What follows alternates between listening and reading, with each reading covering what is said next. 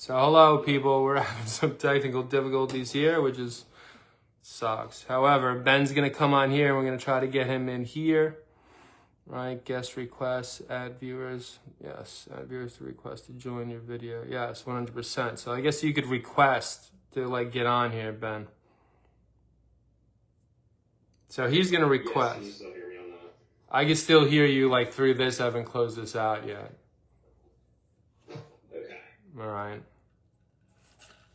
I am on there. Hello, everyone. Nice. And we got some viewers in there, so we're definitely live in here at the moment. You know, I'm gonna shut this off. Hello, everyone. Lauren, all right, your wife is there, so we're definitely on in the group. So you just need to get on there. I see Erica, I see Kathy. Bring them on the video, okay. So we're just waiting for Ben to get on here and then we'll go. I tried this whole like podcast, Riverside, had everything set up, you know, worked on it all day yesterday. That's just great, right? Did everything, went through like 4 different tutorials. They said, do this, do that. Everything was great. And then I get on there right now to go ahead and put this all together. And guess what? Nothing I did yesterday was there. So did I not save? I really don't know. So I apologize for the technical difficulties. Ben Young is now watching, and let's see, guest request, Ben Young, I could add here, send request, I'm sending you a request, Ben.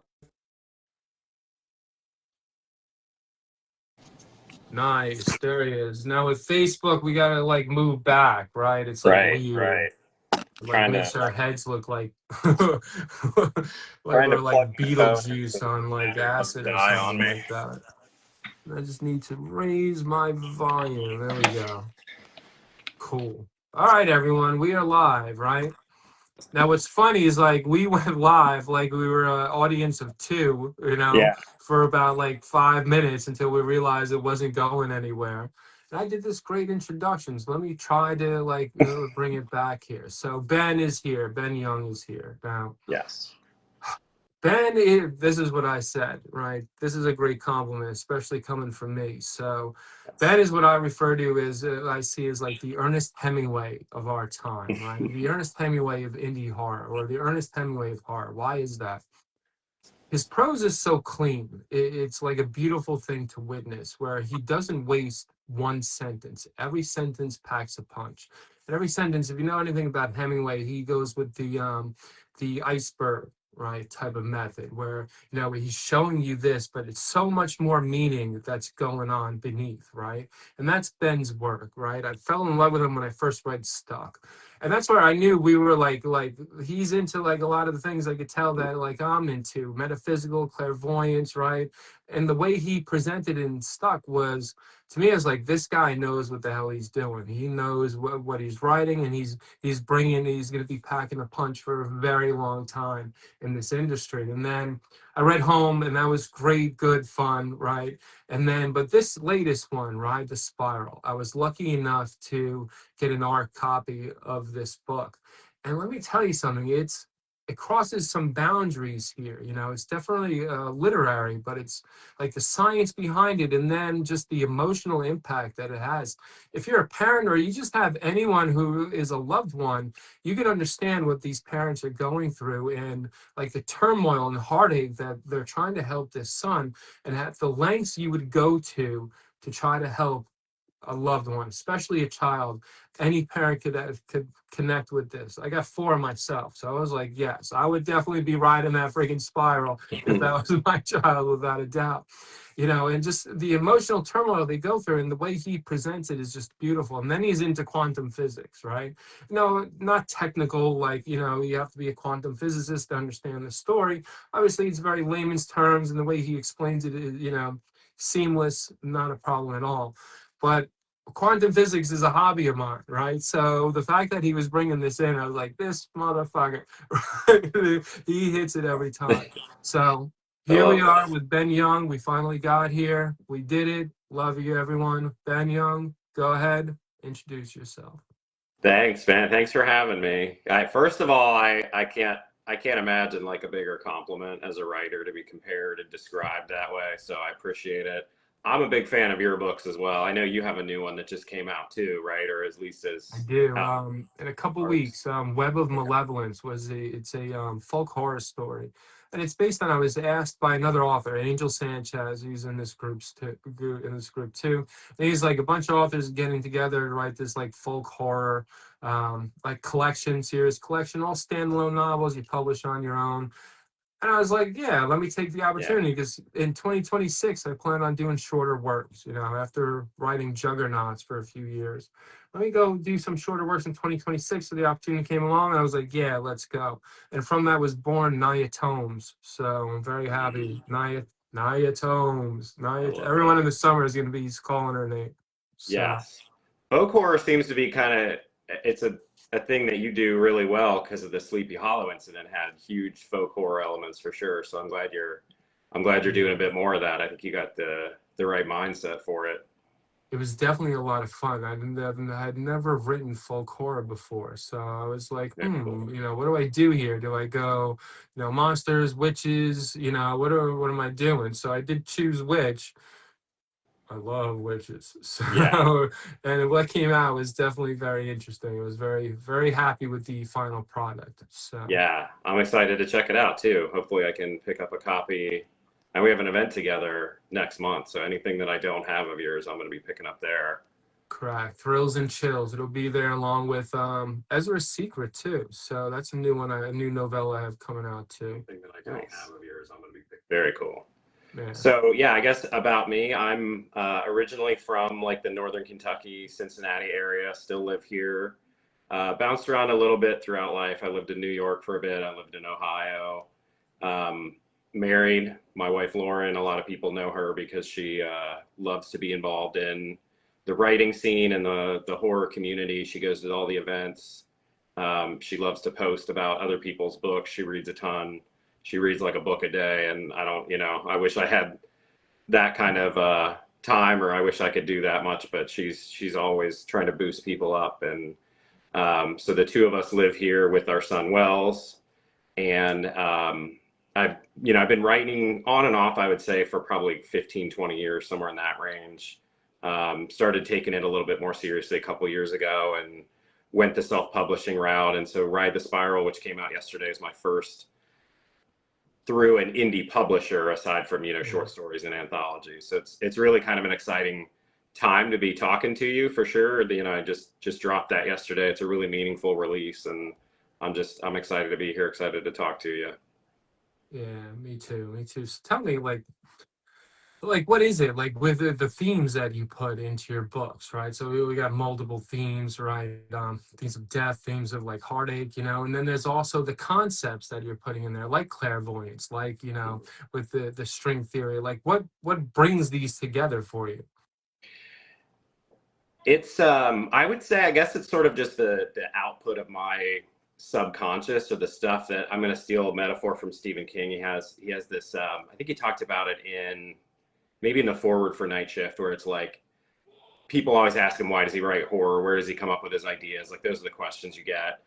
And he boils it down to just, he doesn't really know, other than there's this net somewhere in the back of his head that catches things. And what it catches tends to be kind of spooky stuff. And when it sticks, then he has to like tell a story to get it out of there. And I would say I've found that experience to be pretty similar, where something will come across my radar and I'll think, that has some merit as a story idea. And before I know it, I'm thinking about something like string theory, or I'm listening to a song lyric, and I want to tell this story about these parents who are kind of up against it, and they really want to get help, but nobody's listening. Nobody can do what they need. And so they, all of a sudden it's like, well, what if I could factor in, like some kind of theoretical physics to push this story into supernatural territory. And that's kind of how I would say Ride the Spiral came together. But it's like you kind of mentioned, I think at one point I was stuck in the paranormal, like Hmm. psychological powers and that kind of, like, it just, I don't know, these elements just kind of stick in my head until they start to form a picture. And that's when I start to think about, like, what would the character be like? What would their motivations be? How do I push them through these plot points? And it's sort of just, I would say it's like a snowball effect almost. Like stuff kind of gathers in that net, and then it starts to find its way into some kind of conglomeration where it fits together, and then it just takes off from there. Understood, understood. So it's a snowball effect. It's like you get that little thought in your head, and you're like, this is very interesting, and then it kind of like just develops. It's like a thread that develops over time, right? Yeah. And the next thing you know, you get this full blown story that touches your heart, and you're like, I need to sit down and write this book. Right? Yeah.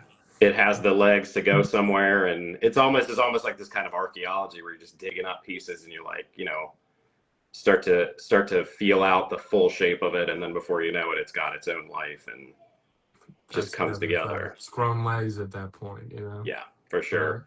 Right. I imagine you've got some kind of similar process just to be able to write the stories you have with like the length that they have, or the duration of the momentum. Like it doesn't just come from one place. I imagine it comes from a bunch of places. Yeah, it has to, right? I mean, I've written some big juggernauts out there too, they're very complex stories with a lot of characters, right? So yeah, it's the same thing. It's that snowball effect. And then next thing you know, especially with multiple points of view, you got so many characters that you're dealing with, but you absolutely love it, right? So it's like you do best by your characters, and just kind of like let it go, let it flow from there. Let the characters do what they're supposed to do, and let their personalities come out, right? It's what I love about writing. I always say, like, my characters are probably in some weird dimension somewhere far away, and they're just like, manifesting like through my brain, right? And it's like I'm not even writing it, they're just like making my fingers type across the board. So I'm having as much fun as like the reader is at that point. Yeah. So exactly. But yeah, it's that first idea that's just like, it's like, to me, it always starts with like an emotion, right? It's like an emotion and idea. It's like, ooh, that I'd like to transfer that to the reader, like let them experience what I just experienced. So let's get that out there, and then from there. And usually what's funny is, I don't know if you're doing this too, or if it happens to you, it's like usually the ending, it's like I see the ending before I see the entire story. Do you get anything like that? I do, yeah. It's not always the same. Like sometimes I'll find the ending halfway through. Sometimes I'll have the ending in mind. Sometimes I pick it up toward the end. But it definitely, I have to know. That's a big part of like what I do when I write, is I have to know where the story's headed, at least to some extent. I'm not a pantser. I can't make it up as I go.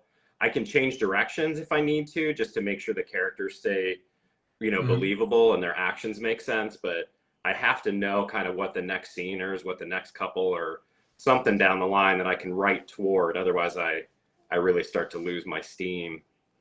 Understood. You're like losing the mojo, so you got to keep it going, right? Yeah. So gotta know where it's going. Gotta have to, right? Especially when I wrote like the Dark Veil series, Alien Vampires, and that's action and adventure. But as time went on, like I kind of like changed that too, where I call it more of a cerebral, right? More like a cerebral assassin, where I'm attacking this story at this moment, right? So and kind of like, but I get to a point where it's like I'm brainstorming, right? I get to this point, and then it's like unleash, right? It's kind of like a roller coaster ride, where brainstorming is like that first, going up that hill, right? Like that, right? And then all of a sudden I get to a certain point, it's like whoosh, right? Let's go, right? And you just you're doing whoop the roops and twirls and everything like that, and then you get back to the next hill, right? And it's like, ooh, where's this story going? So we do more brainstorming. You know?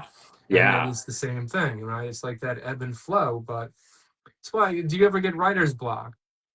I would say yes. I know there's some who believe like there is no such thing as writer's block. You just, there's just a lack of motivation. So I would definitely say that I go through phases where it takes more effort, or it feels less genuine when I try to write. And if I don't like what I'm writing, I really can't. It's hard for me to push myself through if I don't like what's coming out. So understood. In that form, I would say yes. Like there are definite times and maybe long stretches, just depending on what's going on in life, where it's hard for me to find the motivation to get in the chair and write.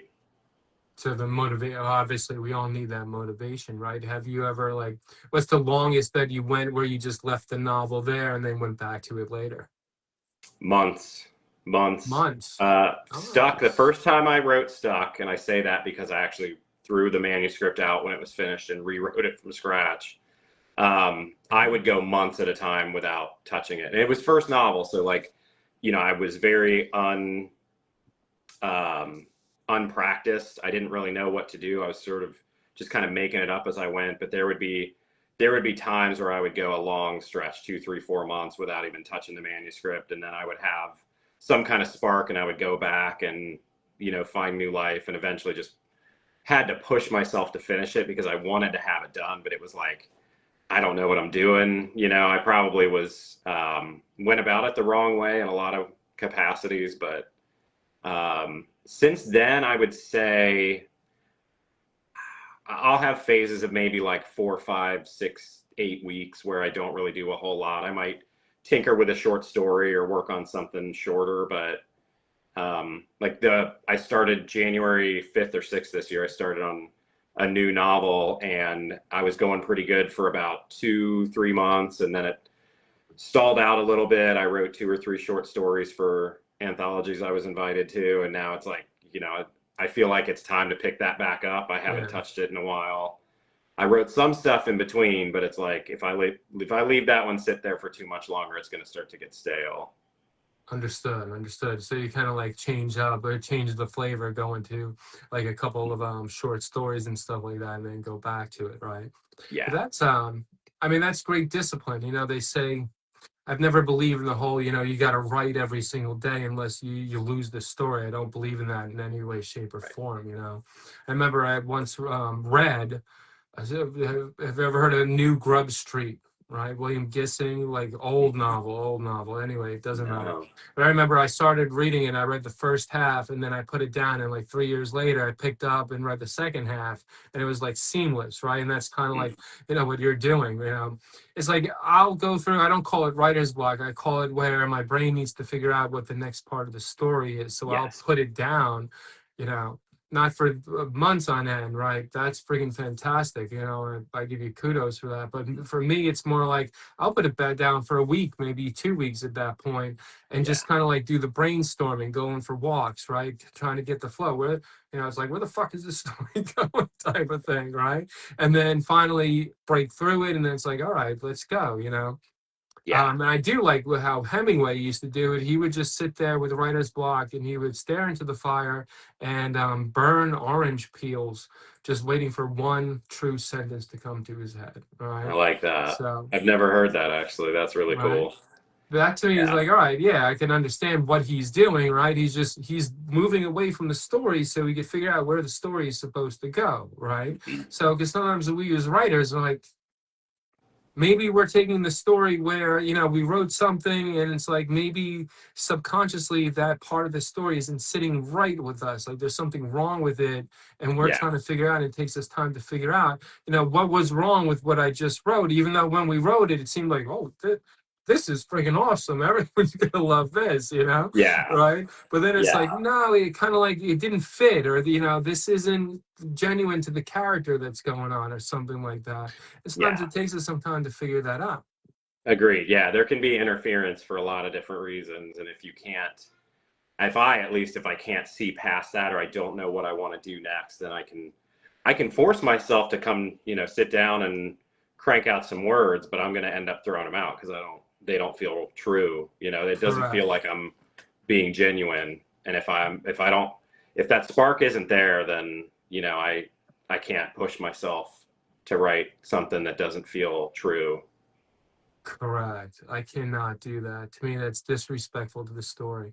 Yeah. You know, it's like, let me write because I have to, type of thing. No, that's not giving credence to the story. You know, it's all, to me, it's all about the emotional flow of what the story needs to be, right? Whether that's psychological horror, or that's, you know, a sci-fi adventure that you're writing, or something completely like different, right? There's the flow to it, and there's the emotional flow that's supposed to come into it, right? Yeah. And just by like, well, I need to get this done because I'm a deadline, I'm not about that, right? So that to me is like you're forcing it, and then when you force it, like everything in the universe, if you try to force your will onto something, it's going to come back to haunt you. And you're just going to have That's to right. like redo it, or you're not going to be satisfied with the product. And I like to be satisfied with the product once it's completely done, you know? Agreed. Yeah. And there's something of course, to be said for the discipline and the practice of being in good writing shape and, you know, being in the Hmm. habit of doing it. And it can sharpen, you know, the outcome if you're in practice that way. But I can't just sit down and force myself to come up with a story. I wish I could, but Yeah. I've never been one of the write every day kind of writers. I'm much more of a, if I feel the motivation to finish a story, I can set like maybe a weekly word count goal just to quantify it and give me something to stretch for. But Hmm. writing every day, I've tried it and I end up not liking what I put out. Understood.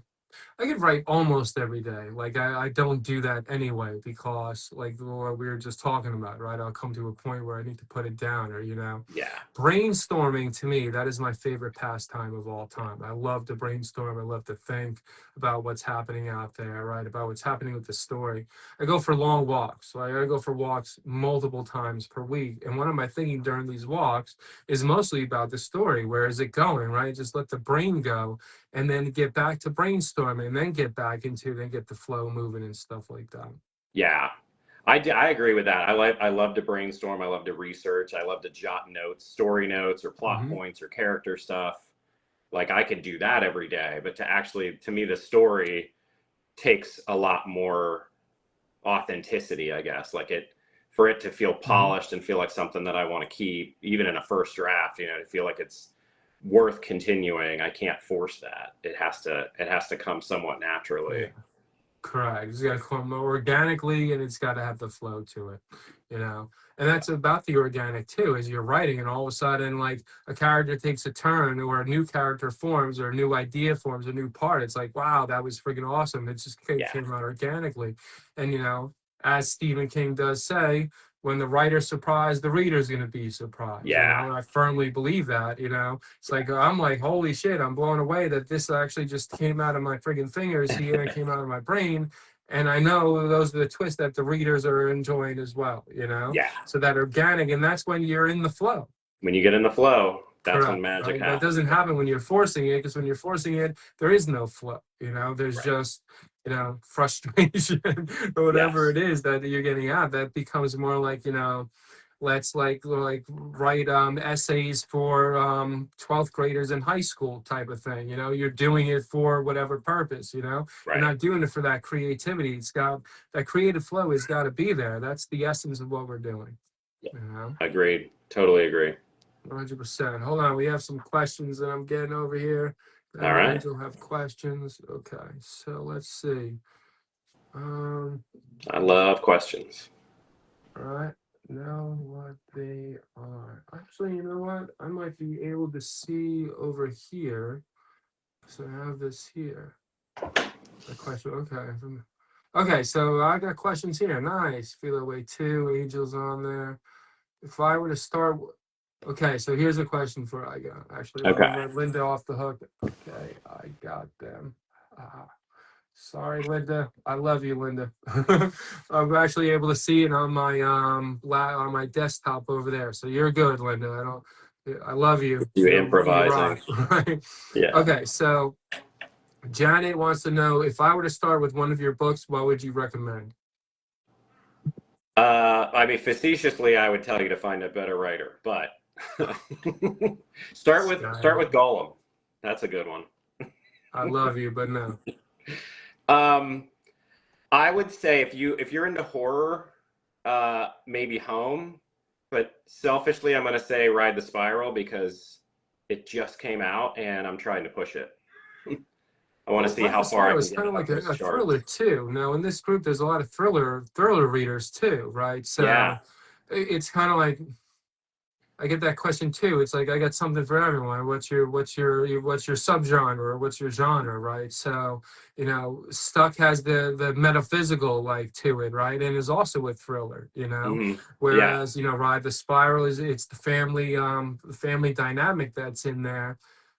Yeah. 100% that is a thriller too. And then you got the science in there where home is more horror, home down horror, right? Needful things type of atmosphere, you Yep. know, great characters, great fun read. So Yeah. kind of like, what are you into? There. Let me please you by offering you something, for everything, Yeah. right? One thing that I strive for is every book is different. I don't want to have like a brand. I don't want to be Yes. known for a specific like trope or category or subgenre. I want to do all kind of different stuff. So that's a great way to describe it. Agreed. I agree 100%. All right, let me see here. Angel wants to know, how do you set your mind to get back to an old or stale story? Mm. Almost don't. I almost don't like it. My mind kind of pushes me to it half the time, where it's like if I leave it sit long enough, then the drum beat kind of starts on its own mentally, or I have like a spark, like an idea or a moment where I'm like, that would be cool. And I find myself pulling out my phone and the notes app and I jot something down about this character says that, or a scene where this happens. But then I guess like as far as the discipline of like, it's hard to pick it up when you let it sit for a couple of weeks or a month or what two. I'll go back and reread whatever the last scene or the chapter was. There have been times where I want to go and I don't really know, what exactly to say. So I'll put like an egg timer on, like the sand timer, and I got to type something while this is running, and I can't stop until the timer runs out. Or music helps a lot too. I'll find the right song that can kind of kick off a wave of inspiration. So it varies, but depending on the level of discipline needed, I've got a couple of tricks that I've used like that. Nice. I love it. It's a great Brandon question. wants to know, what authors inspired you to write between the mix traditional and indie publishing? Sure. So the obvious cliched answer is Stephen King. I read a ton of Stephen King earlier than I should have.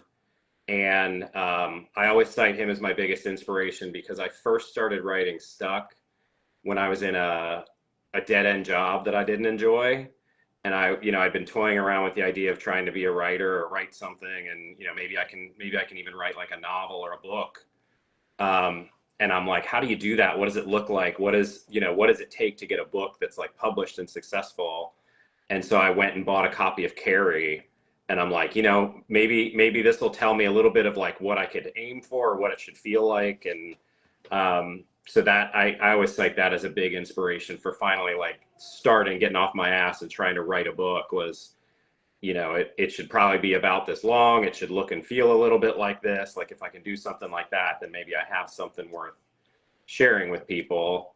I also would say I try to let my voice be influenced a lot by Chuck Palahniuk, just because Mhm. it's so his, like you talk about prose being clean and snappy, and it's just he's got such a distinct voice. There's so much vigor, there's so much authority in his writing that you just doesn't matter what he's talking about, you believe it and you love it. And he's got these really cool mechanisms for making things stick or making the story come to life.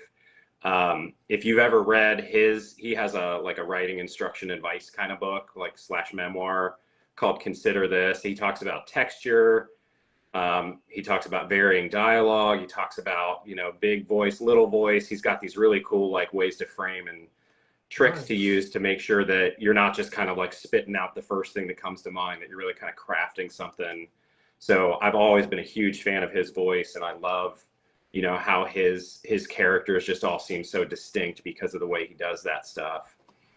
And then I would say a third big influence I always mention is Michael Crichton, because the horror and everything is great, but I also want to be able to suspend disbelief and take really strong concepts and boil them down to a believable amount, like a plausible amount of realistic detail. And the way that he does that with really hard science, really complex things, and is able to take either like huge amounts of data or really deep scientific research and just boil it, distill it down into something that the average person like me can just read through and be like, oh, I understand what you're talking about. And I can see how that makes this story plausible. And, now my belief is my disbelief is suspended. I'm along for the ride. Like, tell me what happens. And so those are kind of like my big. I would say the fourth is Josh Malerman, and I just become more and more a fan of him every day. He's got such an artistic frame of mind about everything that he does. His books, his writing can just pivot immediately from like this granular, you know exactly what's happening. He's describing the room and you feel like you're in there, to this immediately shift to like a stream of consciousness where you just almost like a fever pitch of information from a character, and the energy level that brings. So he can take a really wild concept and turn it into something that feels accessible and, you know, deep and has impact. So you put those four kind of perspectives or styles together, and that would be what I think I'm always going to aim for. Nice. I like it. Okay, a couple more questions. Do you, Yeah. Kathy wants to know, do you ever have a dream where it gives you an idea for a book? I don't think so. I don't think that's ever happened. I rarely remember dreams, and when I do, they don't stick around very long. I would say half of my inspiration usually comes from music, songs and lyrics. And then random stuff. Like I finished a short story a couple weeks ago and sent it off, and it was based on my wife and I were like out at a store, and they had this corny little like rock that you put in like a garden at your house that had this saying that was supposed to be like this Hallmark saying about if tears could build a stairway, I'd come up to heaven and get you back, or something. And it's just like that was that kind of stuff where I see that and I'm like, what the fuck is that saying? That is so messed up of a thought. Like, I got to turn that into a story. So it's like, it's stuff like that a lot more, but I can't think of a time that I've written a story that was based on a dream. I don't think that's ever happened. I did it once. It was I had a dream. It was kind of like when I woke up, it was like Hotel California. It was so weird. And I'm driving on this highway. I come to this abandoned like home or whatever, and there's a whole bunch of weird shit going on. Bunch of kids just like looking at like on video games, and they're like zombies and stuff like that. And then some other weird shit happened. I woke up, and then I wrote it and became a short story in my book, Twisted Tales of Deceit, and it's called The Calculated Desolation of Hope. I love that. That's the only time I've written something based on a dream. But it had a huge impact. But it was like Hotel California vibes the whole way through. That's and cool. I was like, I'm just gonna write this. Mephisto is in the story, you know. It's a lot about drug addiction too, right? So that's a cool story. Yeah, it went in a good way, right? It took a lot of depression. It mostly about depression, that story too, right? I remember writing it, and I'd written it a long time before, probably in like 2007. It was a really short story. When I was coming out with the book, I wanted to like add to it and fluff it up. And I remember I was like put in like this box of like sadness and depression for a while because of the story. It hit like major themes like that, you know? So, but the end result I was very happy with. You know, that's cool. I was trying to make it not Hotel California for obvious reasons, you know. Yeah. So, but it probably is still Hotel California if read it today. But definitely, that's the only book that's based on a dream that I have. That's cool. Erica wants to know: have you started your story on the wind turbines yet? Yes, that story is out. It's in an anthology through Sinister Smile called Fuck Around and Find Out. Nice. My story in there. Yeah, so what she's talking about is when we would drive to, there was a couple places that we would go to in Indiana. So when we drive from where we live in Cincinnati up that way, you go along this highway. I want to say it's I-64, I-65. And after like 2 hours or so, you get to this wind farm with the huge, you know, the like 300-400 foot tall turbines. And there's just hundreds of these things for miles. They're all over the place. My wife and I were driving up there. I think it was for Scarelastic, which was a book signing event at a brewery up there. And it was really foggy. And I had this really unsettling feeling of like, we've been in this fog for a long time, and we just keep passing the same turbines over and over and over. And like, how do we know that we're still like, we're still on the road, that we're still, it was just so, where the fog was so thick. It was like, what if we have left Earth at this point and we're just in some kind of dimensional void of that's nothing but fog and turbines forever? And that's fascinating. That stuck with I'm gonna me. read that one. Yeah, it was a cool story. So the theme of the anthology is obviously like, doing things you shouldn't be doing and then paying the price for it. So I used that theme and put that together. Awesome. All right, understood, my man. All right. A good one. Kathy said I need that. Sweet. Erica's happy. She's probably getting that right now as we speak. Nice. Okay.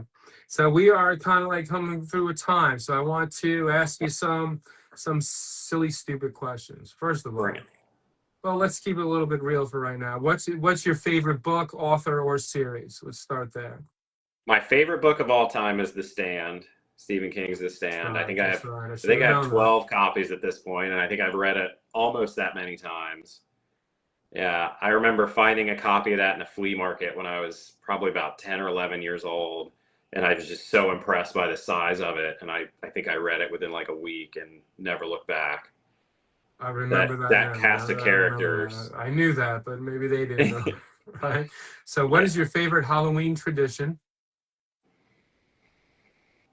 Favorite Halloween tradition? It's been a while, but we used to love just going to the corny haunted houses. There's one down in Kentucky a little ways. It's inside of a cave, like a haunted cave. Nice. And I remember that being really cool. There's a part where you're like on this metal scaffolding kind of bridge thing going over this underground lake, and there's people, the actors are like in the water around there, and they're like splashing and grabbing your hands on the railing and stuff. So I miss kind of doing that, but scary movies and haunted houses for sure.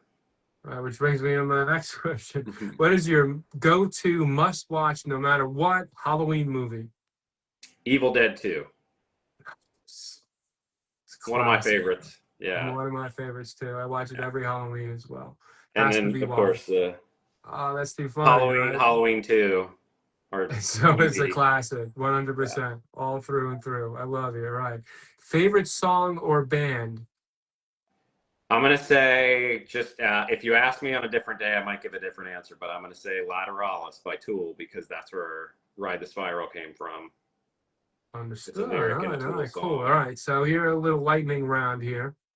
Yeah. Who wins, John Carpenter or Wes Craven? All right. Clive Barker or Stephen King? I saw that in your email. Like I got to represent. That's right, you did. All right, so Clive Barker or Stephen King? Stephen King. I can't get into Clive Barker. I've tried. Really? I love Clive Barker. Yeah. Yeah. Especially some very specific novels. The Damnation Game, I thought just blew my mind. Right? I haven't read that one. I recently read Hellbound Heart for the first time, maybe like 6 months ago. Love Hellbound Heart. I think that's my favorite. But the Damnation Game, right? And then Cold Heart Canyon. Cold Heart Canyon is like a Hollywood ghost story. Big novel too. It's like almost 700 pages. It is the only horror book that has ever made its way into my dreams. Oh, interesting. So he gets special kudos for that one. But I fell in love with that novel when I first read it, right? But the Damnation Game was like, I believe that was his first full-length published novel. I know there's Books of Blood before that, but I think the Damnation Game was his first full-length novel. I could be mistaken on that. And to me, it was just like the skin coming off, right? That you get in Hellraiser. He just hit another level at that point. So yeah, loved it. Absolutely loved it. And then his fantasy too, but that's fine. Now the big question here. This is the one everyone's going to really want to know. You ready for this one? Freddy Krueger or Freddie Mercury? Freddy Krueger. Freddy Krueger. Freddy Krueger. Krug, huh? All right. Yeah. All right, couple more. You just got a couple more. Okay. This is a serious question. You ready for it? I think so. You're in a tavern, and a dwarf challenges you to a duel. What do you do? A duel, like a fight? Yeah. I would run away. Just run away. You're I'm not a done. fighter. No. No, kick him square in the nuts, and that's it. You're like, Can nah, I dude, I'm toss out. him? Yeah. I Nobody love it. tosses a dwarf. Yeah. You're a good human being. That I think proves I it would right lose. I would lose a fight for sure.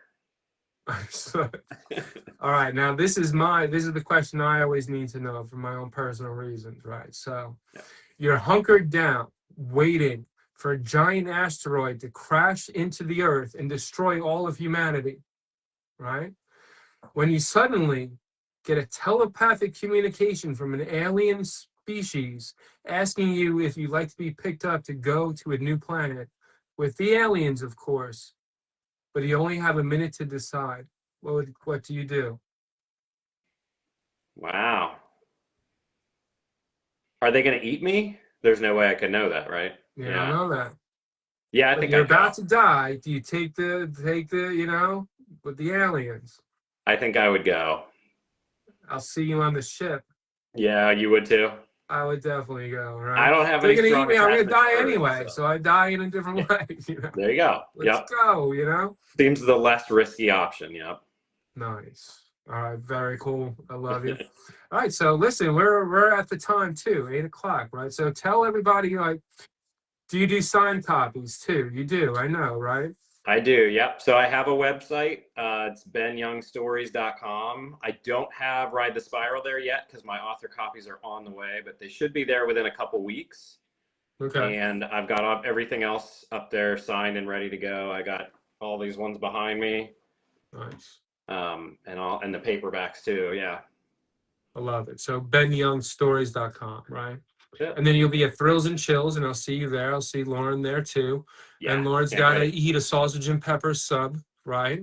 All right. She's going Yeah. to New York. It's a requirement, right? All I don't right. care what you say there, Lauren. She Right? won't, And but then I you're will. going to Master on the Mountain too. You're not. Are you going to ShiverCon? No, Not right? doing ShiverCon, no. Because you're going to Master on the Mountain, which is Yeah, doing badass. Massacre. I'm going to StokerCon in a couple of weeks, but Nice. that's Okay. no, I won't be signing stuff there. I'm gonna be just You're rubbing just going elbows as and an networking. attendee to kind of like hang out. When is StokerCon? It's the second week of June. I should know the answer to that. It's very not this soon, coming right? weekend. It's the weekend after. Because I think I just saw Philip Frakazi like advertise something that he's there, right? Yeah. And then, are you doing AuthorCon? Yeah, got a table right? for AuthorCon with Sean McDonough. So I'll be excited to share with him. He's a blast. Nice. Okay. You're Very gonna- cool. Very cool. So You're yeah. gonna So be there I'll see this you year, at right? Thrills and Chills, and then I'll see you at AuthorCon too. I love you, man. Yeah. And then, of course, your books, just in case anybody wants to know, are available everywhere too, right? The Zon, Barnes and Noble, all that good fun stuff. But yeah, go to the man's website. You get the better deals. You get the signed copy offer too, right? That's what I always say. So yep. Working the on hell with the some Zon. Ride the Spiral merch. So hopefully within a couple of weeks, I've got that updated too. So you can get stickers and bookmarks with them. I love it. Very cool. All right, my man. Always great to talk to you. I'm sorry about the technical difficulties. I'll figure it out, but it's great hanging with you, my man. It's great to see you. It's great talking to you. Yeah, it worked out. I'm glad we got it to function, and this was fun. Correct. When two Always authors good to want to talk get to something you. done, it's going to get done no matter what, right? That's right. So All right, I'll see you in New York in a month or so. be good. Yeah, definitely, right? So you're going in what? The Friday? You're going in? We're flying into Newark, I think, Thursday sometime. Thursday. And then we're going to spend Friday in the city because we haven't been to New York City in a while. We used to live there. So wanted to get back there, and then we'll be there Friday, and then Saturday we'll make our way to upstate, wherever Aspire is. Well, take the train. If you want to take the Metro North, meet me in Sleepy Hollow. I'm renting a car, so I could drive you at that point to like back up to the event and to the hotel up there. So don't rent a car or anything. Okay. I'm going to keep that in mind. Yeah, because you could just take the train right to Sleepy Hollow or Tarrytown, and like I could pick you. I'll be there anyway. We could go hang out. All right. Let's do that. Sounds great. I love you. Be well, my man. Thank you very much. Thanks for having me. It was a good time. Yep. Later. Bye-bye.